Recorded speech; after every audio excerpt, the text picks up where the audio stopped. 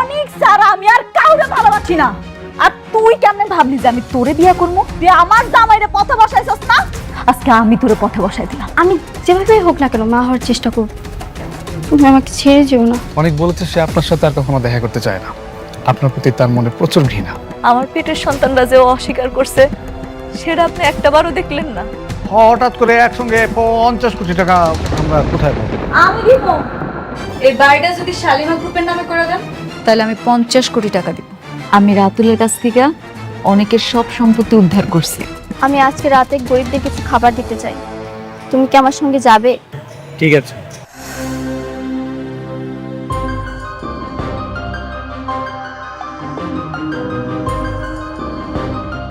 সারাদিন কি করলা?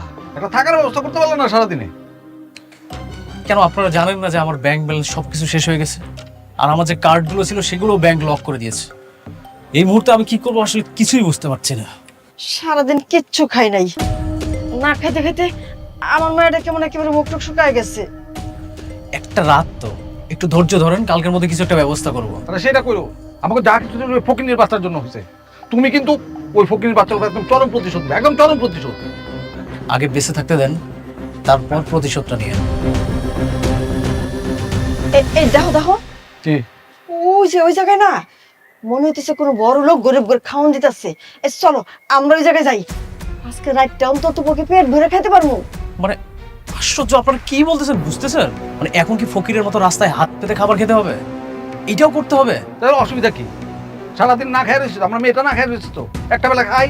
আর আমরা তো এখন বড় লোক নাই, কাগজের বড় লোক আছি, আসলে তো ফকিনি। দেখে তো মনে হচ্ছে বিরিয়ানি দিতেছে মনে হয়। চলো তো যাই, আসো আসো। আল্লাহ তোমারে ভালো রাখুক বাজান। দোয়া করবেন চাচা।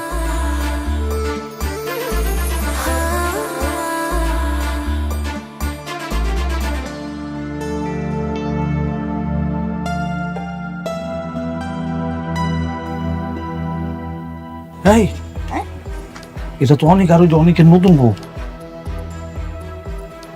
এই মান সম্মান তো সব শেষ হয়ে যাবো। চুপ করে থাকো, আমি বড় করে ঘন্টা দিই আর তুমি মাথার নিচে করে রাখো। জিগাইলে কমু তোমার ঘাড়ের সমস্যা আছে, ঘাড় সোজা হয় না।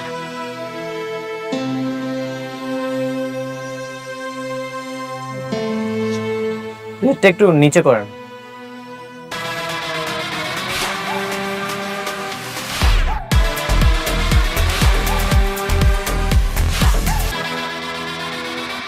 চাচা আপনি? হ্যাঁ, আমি কেউ না, আমি কেউ না।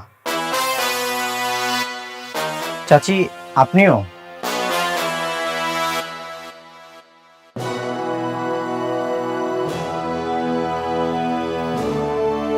এতদিন তো বড় লোক হয়ে ঘরের মানুষের হক মেরেছেন, আর এখন গরিব সেজে গরিব মানুষের হক মারছেন। ওনাদের আর কিছুই নেই অনেক। মেঘলা তাদের সব সম্পত্তি নিয়ে তাদেরকে রাস্তার ফকির বানিয়ে দিয়েছে। হ্যাঁ বাবা,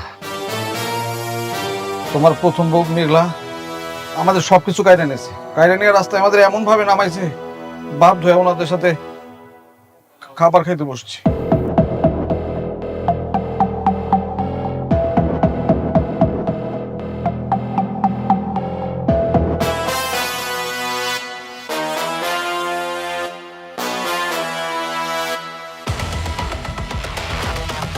কি ব্যাপার, কে চলে যাচ্ছে খাবার না নিয়ে? অনেক, এটা তো রাতুল। রাতুল?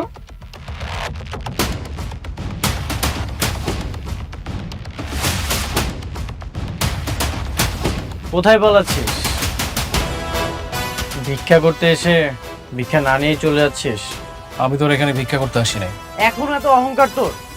তোর মতো বেঈমান বিশ্বাসঘাতকের এর চেয়ে কোন পরিণতি আর হতেই পারে না।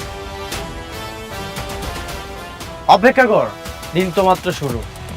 রাতুল, তোর মনে আছে এই রাস্তায় এই ফুটপাতে তোকে কুড়িয়ে পেয়েছিল?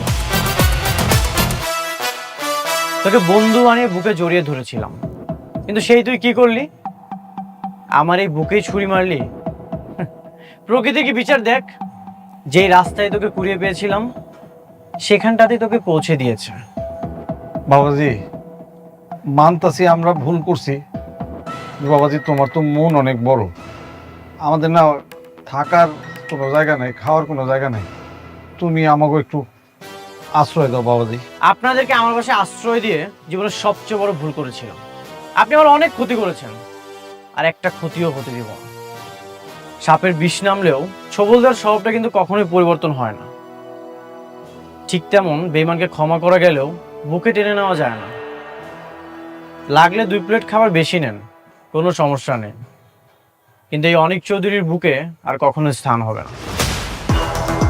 সাবির, বাকি যারা আছে সবাইকে খাবার দিয়ে বাসায় এসো। বৃষ্টি চলো।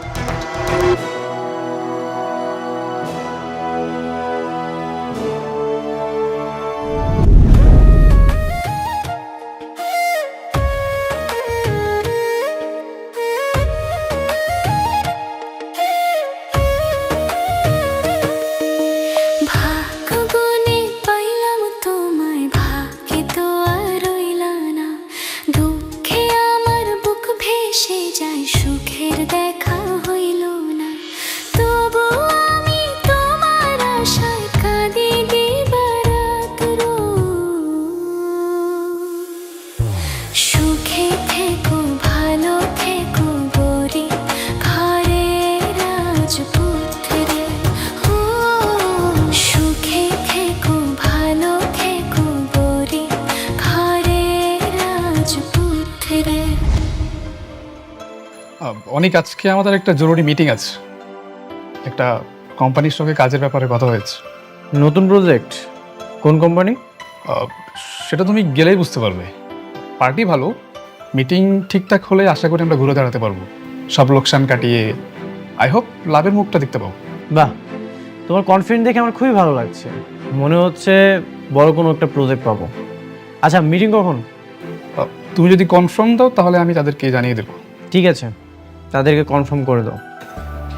ঠিক আছে।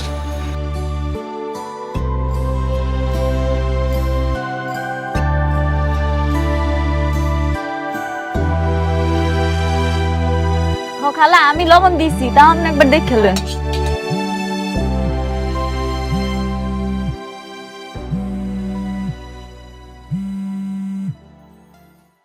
হ্যালো, আসসালামু আলাইকুম সাবির ভাই। অনেক মিটিং করতে রাজি হয়েছে। কি সত্যি কইতাছেন? হ্যাঁ, সঠিক টাইমে চলে আসবেন। আমি আপনাকে লোকেশন পাঠিয়ে দিচ্ছি। আচ্ছা, ধন্যবাদ ভাইয়া। ওকে। আম্মা, আব্বা, কই তোমরা তাড়াতাড়ি আইও। অনেক আমার লগে দেখা করতে রাজি হইছে। আলহামদুলিল্লাহ। দোয়া করে রে মা, সবকিছু আগের মতো ঠিক হয়ে যাক, তো কষ্ট আর ভালো লাগে না। আমার যে কি খুশি লাগতাছে আব্বা, আমি কইয়া বুঝাইতে পারবো না। এবার ওর লগে দেখা কইরা ওর বাড়িটা ওরা আমি ফেরত দেবো, কমু যে এটা আমার তরফ থেকে তোমার গিফট। আল্লাহ যেন সব মিটায় দেয়, সব ঝামেলা।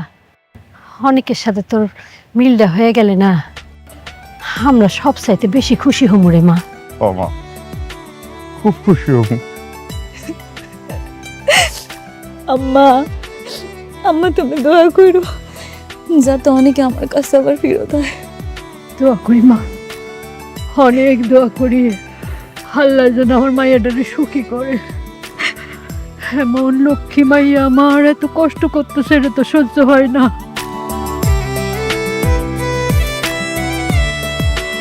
আপনি? স্যার, আমি রাতুল রাজ। এতদিন আমি শালিমা বিল্ডার্সের সাথেই কাজ করেছিলাম। শালিমা বিল্ডার্স? এই নামটা আমার সামনে যে উচ্চারণ করে আমি তার মুখই দেখি না। স্যার, আমি একটা সহযোগিতার জন্য আপনার কাছে এসেছি। আমার বিশ্বাস এই সহযোগিতাটা আপনি ছাড়া আর কেউ করতে পারবে না। আমি সহযোগিতা করব? জি স্যার। যেমন? স্যার, আমি জানি শালিমা বিল্ডার্সের যে নতুন মালিক এসেছে সে আপনাকে চরমভাবে অপমান করেছে। আর আপনার মতো একজন স্বনামধন্য মানুষকে যে এইভাবে অপমান করতে পারে সে মোটেও ভালো মানুষ নয়। ও তো একটা বেয়াদব। ওর জন্যই আমি শালিমা গ্রুপের সঙ্গে সব ব্যবসা বন্ধ করেছি। স্যার, আপনি তো জানেন যে ওই মেয়ে কখন, কোথায়, কিভাবে, কোন পরিস্থিতির মধ্যে দিয়ে এখানে এসেছিল, তাই না? জানি, আর এজন্যই তো ওকে খুঁজে বের করার জন্য আমি খুব চেষ্টা করেছিলাম। যদি জানতাম এত বড় বেয়াদব হবে তাহলে কোনো দিনই খুঁজতাম না। স্যার, আপনি একটু আমাকে সেই সময়ের কিছু তথ্য দিয়ে সহযোগিতা করবেন প্লিজ। অবশ্যই করব। Thank you. Best of luck. Good afternoon sir, please বসুন। বুঝু শুন, ওনার হাজবেন্ডের সঙ্গে উনি আজকে এখানে দেখা করবেন, তো আপনাকে একটা কাজ করতে হবে। ওনার হাজবেন্ড যখন আসবে আপনাকে একটা স্পেশাল ব্যবস্থা করতে হবে। যেমন আমি আপনাকে বুঝিয়ে বলি, সুন্দর একটা রোমান্টিক মিউজিক বাজাবেন, আর যদি পারেন সাথে কিছু ফুল ছিটিয়ে দেবেন, তাহলে তো আরো সুন্দর হয়। হ্যাঁ, বুঝতেই তো পারছেন স্বামী স্ত্রীর রোমান্টিক মুহূর্ত। কার জন্য স্যার? এই বস্তির মেয়ের জন্য আমার রেস্টুরেন্টে রোমান্টিক মিউজিক বাজাবো, ফুল ছিটাবো? এই, আপনি কাকে কি বলছেন? হ্যাঁ, আপনি জানেন উনি কে? আপনি জানেন আমি কত বছর ধরে এই রেস্টুরেন্টে আছি? ফকির মিসকিন আমি দেখলেই চিনতে পারি। শুনেন, আপনারা ভুল জায়গায় আসছেন, আপনারা বাইরে যান। মিটিংটা এখানেই হইব। কত টাকা লাগবে কোন? আপনি আমাকে বলেন কত টাকা আপনার প্রয়োজন। যত টাকা লাগুক আমি অ্যাডভান্স দিতে রাজি আছি। কত টাকা দেবেন? আমার রেস্টুরেন্টের এক কাপ কফির দাম কত সেটা বলতে পারো? স্যার প্লিজ, আপনারা আসলে টাইম ওয়েস্ট করেন না। রাস্তা থেকে আসছেন, রাস্তায় যান প্লিজ। এক্সকিউজ মি, কারো সম্পর্কে না জেনে এসব উল্টাপাল্টা কথা বলা ঠিক না। হ্যাঁ, আর আপনি যাকে এসব বলছেন তার সম্পর্কে জানলে তার পা জড়িয়ে ধরবেন। কেউ নেই। কোথাকার রাজকন্যা সে? আপনি ওনার পোশাক দেখছেন? সম্ভবত পায়ে তো একটা ভালো স্যান্ডেলও নাই, আর তার পা ধরবো আমি না? স্যার প্লিজ আপনি যান, আমার গেস্ট আসবে, টাইম ওয়েস্ট করে না প্লিজ। বুঝতে পারছি, আপনি এমনি বিশ্বাস করবেন না। এই যে আমার কার্ড, এখানে টাকা আছে। আপনি চাইলে এখনই 50,000 টাকা অ্যাডভান্স নিতে পারেন, আমার কোনো অসুবিধা নাই। আপনি একটু তাড়াতাড়ি করবেন, আমার স্বামী যে কোনো সময় আসতে পারে। আমি চাই না সে আইসা আমাকে এরকম বিব্রত করা অবস্থায় দেখুক। এই কার্ড তুমি আপনারা চুরি করছেন? নিম্নে 1000 কোটি টাকার মালিক যে না হবে তার কাছে এই কার্ড থাকতে পারে না। আপনারা কি কোনো গ্যাংয়ের লোক? কি বলতেছেন এসব? আপনি কার্ডটা দেখেন না, কার্ডটা দেখেন যে কার নাম লেখা আছে, এরপরেই তো সবকিছু ক্লিয়ার হয়ে যাবে, তাই না? আপনি শুধু শুধু কেন এগুলো বলতেছেন? আমার দেরি হয়ে যাইতেছে, আমার স্বামী আসবো, আপনি কাজটা শুরু করেন তাড়াতাড়ি।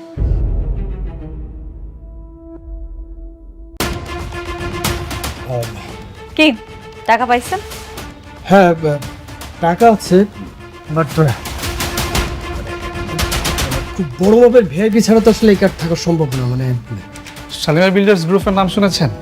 কেন শুনবো না, বাংলাদেশের সবচেয়ে বড় কোম্পানি, অবশ্যই শুনছি স্যার। উনি শালিমা চৌধুরী, শালিমা বিল্ডার্স গ্রুপের বর্তমানে একমাত্র মালিক। Ma'am I am sorry ma'am, আসলে আমি বুঝতে পারিনি ম্যাম, আই এম সরি। কোনো অসুবিধা নেই। আপনার একটা কথা বলি, পোশাক দেখে মানুষের বিচার করবেন না। আপনি একটু কাজটা তাড়াতাড়ি করেন, আমার স্বামী যে কোনো সময় আসতে পারে। আমি চাই সে আসলে যাতে সবকিছু ঠিকঠাক দেখে। আর কাজটা শুরু হওয়ার পরে আপনি অবশ্যই জানাবেন আমাকে। জি জি জি, আপনি কোনো চিন্তা করেন না ম্যাম, আমি সব ব্যবস্থা করি, আমি নিজে থেকে ব্যবস্থা করে দিচ্ছি। ম্যাম আপনার বসুন প্লিজ। এই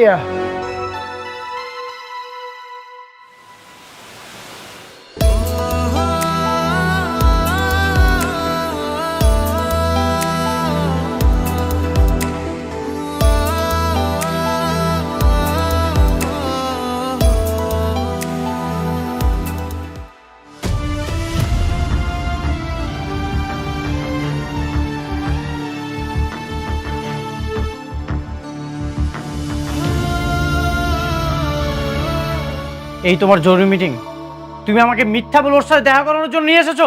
অনেক অনেক, উনি কি বলতে চায় তুমি আগে শোনো, না শুনে এভাবে রেগে যেও না। অনেক, ওনার কোনো দোষ নাই। আমি ওনারে অনেক করে বলছি, সেই জন্য উনি আপনার সাথে আমার দেখা করার ব্যবস্থা করে দিছে। আমি এখানে আপনার ডাকছি কিছু কথা বলার জন্য। কি বলবে তুমি? যেদিন তোমার অফিসে গিয়েছিলাম তোমার সাথে কথা বলার জন্য, সেদিন তো তোমার সময় হয়নি। ও, এখন তো তুমি অনেক বড় লোক, এখনকার তোমার সময় থাকবে আমার সাথে কথা বলার? কি বলতেছেন আপনি এসব? আমি যদি জানতাম যে আপনি আমার অফিসে গেছেন, তাহলে অবশ্যই আমি আপনারে ফিরাই দিতাম না। চুপ! তুমি জেনে শুনে এটা করছো। তুমি জেনেও সিকিউরিটি আমাকে বের করে দিয়েছো। আমার আত্মসম্মান লেগেছে, আর এই অপমান আমি কখনোই ভুলবো না। আমি কখনোই আপনারা অসম্মান করতে চাই নাই। আমি যখন জানতে পারছি আপনি আমার অফিসে আসছিলেন, তখন আমি সাথে সাথে আপনারা ফোন দিছিলাম, কিন্তু আপনি আমার নাম্বারটা ব্লক করে দিচ্ছেন। তুমি আমাকে খুঁজছো কেন? আমাকে দিয়ে তোমার কি দরকার? তুমি তো এখন শালিমা বিল্ডার্সের মালিক, কোটি কোটি টাকার মালিক। সামান্য অনেকটা দিয়ে তোমার কি দরকার? কি আসে যায় আমাকে দিয়ে? এটা ভুল বললেন আপনি। আমি কোটি টাকার মালিক হওয়া সত্ত্বেও কিন্তু এই যে দেখেন, আমার সে আগের জামাই আছে, আর আমি আগের বস্তিতেই থাকি। আমি কিন্তু আগের মেঘলাই রয়েছি, একটুও পরিবর্তন নেই। আমি আপনারা প্রচন্ড ভালোবাসি।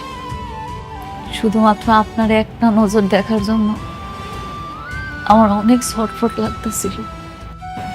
অনেক চেষ্টা করছিলাম আপনার সাথে একটু দেখা করার, কিন্তু কোনোভাবে পারিনি। শেষ পর্যন্ত আমি সাব্বির ভাইরে ধরছি।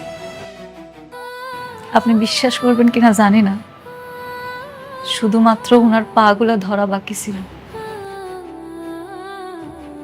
আমি বলছি, ভাই আপনি যেমনে পাবেন অনেকের আমার সাথে একটা বার একটু দেখা করায় দেন। আর সে আপনি আমার ভুল বুঝতেছে। আমি আপনারে বিয়ে কইরা আপনার সুখ দুঃখের সাথী হয়েছি। আপনার সুখের সময় তো আমি আপনার পাশে ছিলাম, কিন্তু দুঃখের সময় আপনার পাশে থাকতে পারিনি। আপনার কি মনে আছে যেদিন আপনার চাচা চাচি রাতুল ঘাড় ধাক্কা দিয়ে আপনারা বাইর করে দিছিল ভিক্ষার থালি দিয়া? আপনি সেদিন কোনো উপায় না পাইয়া আমগো বস্তিতে আইছিলেন, আমার কাছে আইছিলেন। আমার কষ্টে কলিজাটা ফাইটটা গেছে। সেই কষ্টটা আমি আপনারা বুঝাইতে পারবো না। আমার এমন রাগ উঠছিল, কিন্তু কি করুন কর, সে সময় আমি নিরুপায় ছিলাম। আমার কিছু করার ছিল না, কারণ আমার কোনো ক্ষমতা ছিল না। কিন্তু সেই রাগ আমি পয়সা রাখছি। আমি মেঘলা সেই প্রতিশোধ নিছি। আমার অনেকের যেমন অসম্মান করছে না, ঠিক একইভাবে রাতুলিরে আপনার চাচা চাচিরে ভিক্ষার থালিটা হাতে ধরাই দিয়া ঘাড় ধাক্কা দিয়ে আমি বাইর করে দিছি। আমার যে কি মানসিক শান্তিটা লাগছে আপনারা সেটা আমি বলে বুঝাইতে পারব না। আমার ভালোবাসার মানুষের জন্য আমি ভালোবাসার চাদর দিয়া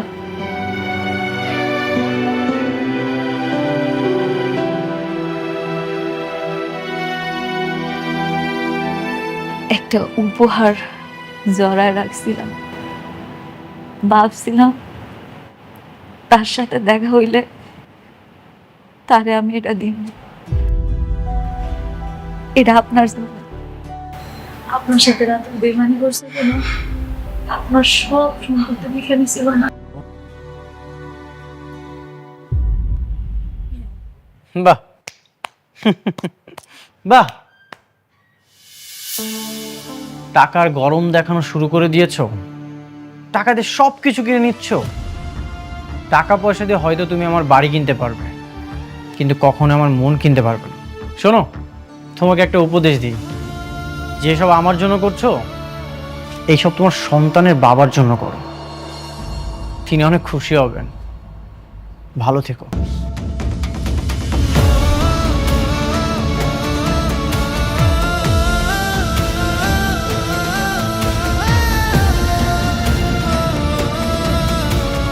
সরি, আমি আসলে বুঝতে পারিনি অনেক আপনার সাথে এরকম ব্যবহার করবে।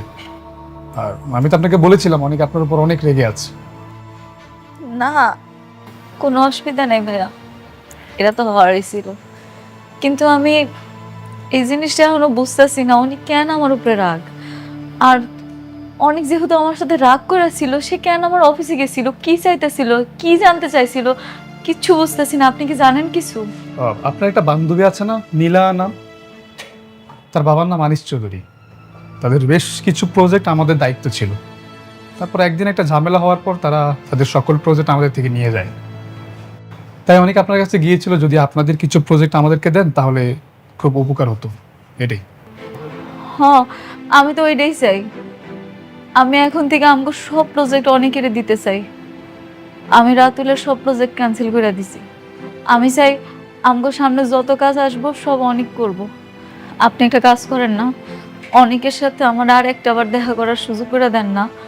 আমার লোকে দেখা হইলে ওরা সব কিছু বোঝায় বলবো। অনেকের মাথাতে এখন একটু গরম আছে। আচ্ছা, মাথা ঠান্ডা হলে আমি তাকে বুঝাবো, আমি দেখবো ব্যাপারটা। হ্যাঁ, তাহলে আজকে আসি।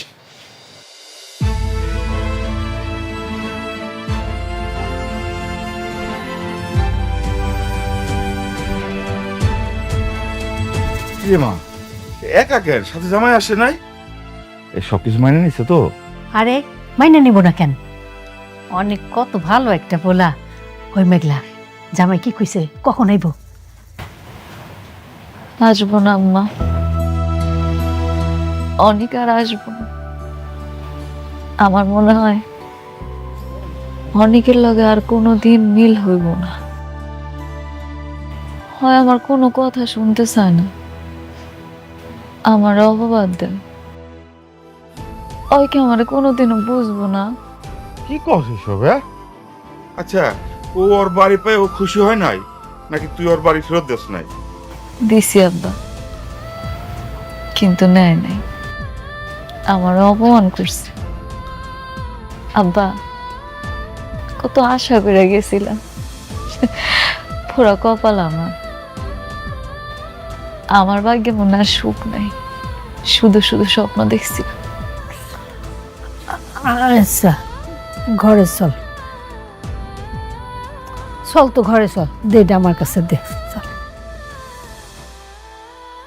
অনেক সাব্বির বলছিল যে সালিমা বিল্ডার্স গ্রুপের সমস্ত কাজকর্ম আমাদেরকে দিতে চাচ্ছে।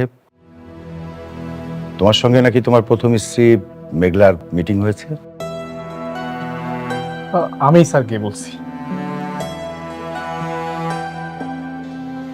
হ্যাঁ, মিটিং হয়েছে, কিন্তু আমি রাজি হইনি।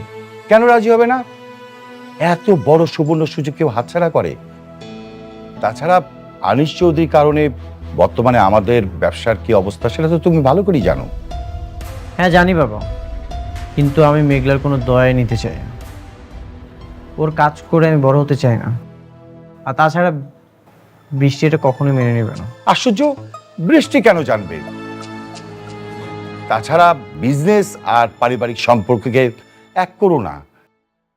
তুমি তো কাজটা বিজনেস হিসাবেই নিচ্ছ, তাই না? এখানে ব্যক্তিগত বিষয় কেন টানবে? কিন্তু বাবা, দেখো বাবা, তুমি তো খুবই ভালো ছেলে এবং কিভাবে ব্যবসা পরিচালনা করতে হয় সেটা কিন্তু তুমি খুব ভালো করেই জানো।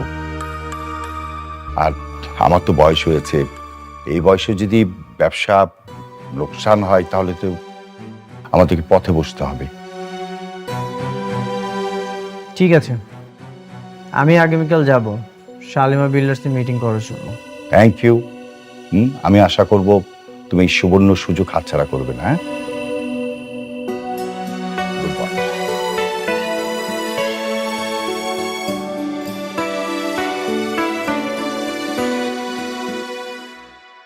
ও আয় পড়ছো? এ নাও, খায় নাও, হাত ধুইয়া। দিয়াই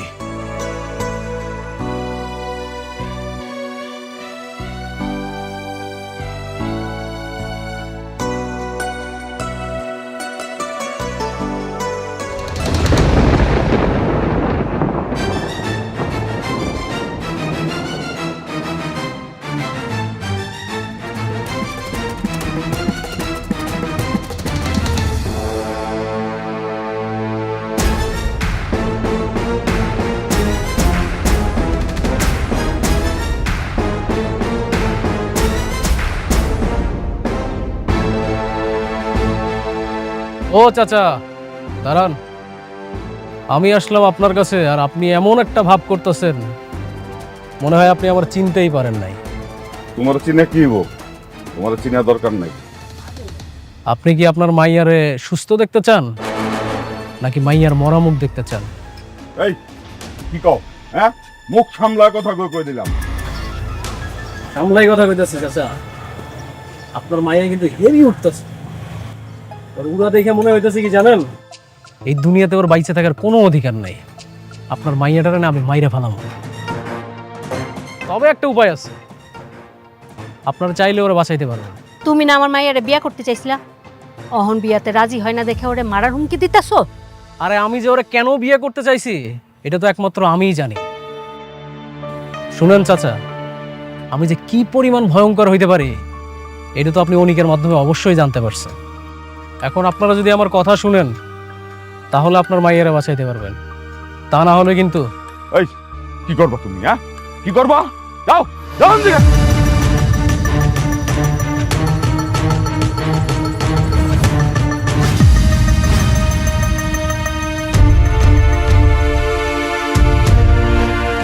বইরার কলজাটা অনেক বাইরে গেছে না, একদম কলজার মধ্যে দুইটা ভইরা দেবো। কই নিয়ে যান? কারে বাঁচাইতে আসছেন? আপনার স্বামীরে নাকি আপনার মাইয়ারে? মাফ করে তো বাবা, আমাকে মাফ করে, ভুল করছি, ভুল হয়ে গেছে আমাকে। এই তো লাইনে আসছেন। আমার কথা না শুনলে কিন্তু আপনার স্বামী আর মাইয়া দুইটারই হারাইবে। কমু বাবা, কমু, সব কমু। এখন তাহলে আমি যেটা কই সেটা শুনেন মনোযোগ সহকারে, বুঝতে পারছেন? আমার কথা শুনলে আপনি আপনার স্বামী, আপনার মাইয়া দুইটারে বাঁচাইতে পারবেন।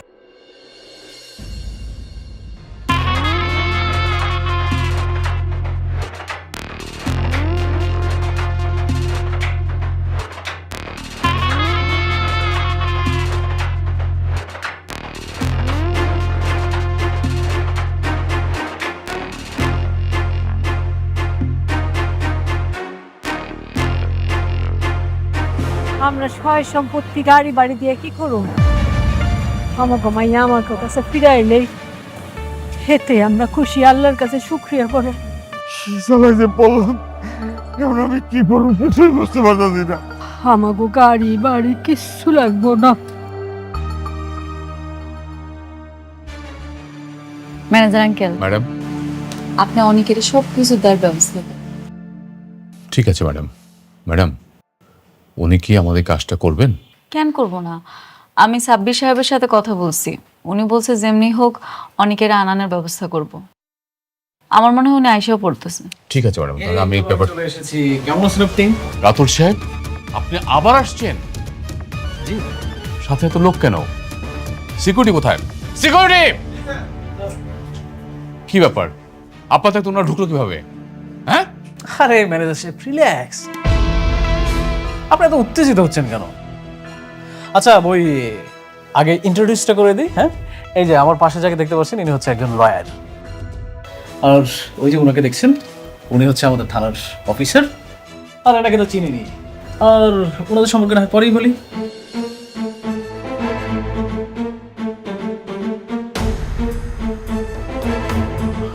আপনি? কে ম্যানেজার সাহেব? কমন পড়েছে তাই না? অবশ্য কমন পড়ারই কথা। শুনেন, আজকে কিন্তু এতগুলো মানুষ আমরা আসছি ঘাট ধাক্কা খাওয়ার জন্য না, আমরা ঘাট ধাক্কা দিয়ে বের করে দিতে এসেছি। মানে তোর এত বড় সাহস, তুই আমার অফিসে এসে বড় গলায় কথা কস আবার? আরে ভাবি, আপনি না সবসময় ধৈর্যের পরীক্ষা নেন, যদিও বা আমার ধৈর্য না অনেক বড়। আজকে কোনোভাবেই আমি কন্ট্রোল করতে পারতেছি না। কি করি। আচ্ছা, মেন বিষয় আসি, তাই না? এই আলতাশ ভাই, আপনি দাঁড়াইছেন কেন? বলেন। সেদিনই আমার সন্দেহ হয়েছিল, শাকের সাহেবের মতো একজন ভদ্রলোকের মেয়ে এত বেয়াদব হয় কি করে। আসলে বস্তির থেকে আসা মেয়ে তো এরকম তো হবেই। আলতাফ সাহেব, আপনি কিন্তু আপনার সীমা ছাড়িয়ে যাচ্ছেন।